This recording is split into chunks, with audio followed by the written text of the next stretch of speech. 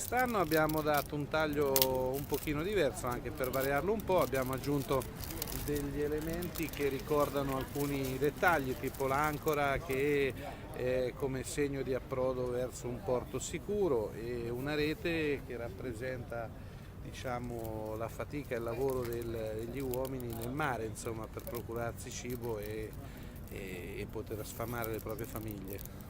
Dove avete recuperato questi materiali? Questi sono tutti i materiali che vengono originariamente dal porto e dal mare.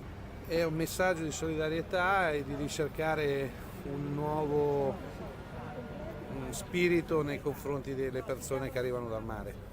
Quindi cercare di essere il più vicini possibile alle persone con meno possibilità. Questa barca viene dal comitato per il Museo del Mare di Ancona, che è un comitato promotore per cercare di realizzare in Ancona il Museo del Mare. Ed è una barca che ci è stata donata come le altre barche che fanno parte della nostra collezione, una barca importante anche se piccola, è una lancia di 3,5 metri per 1,25 metri se ricordo bene, grosso modo, una barca del 1925, la datazione che abbiamo, fatta da uno degli ultimi mastri d'ascia del Passetto, che ci è stata appunto gentilmente donata dalla comunità di Grottaroli del Passetto.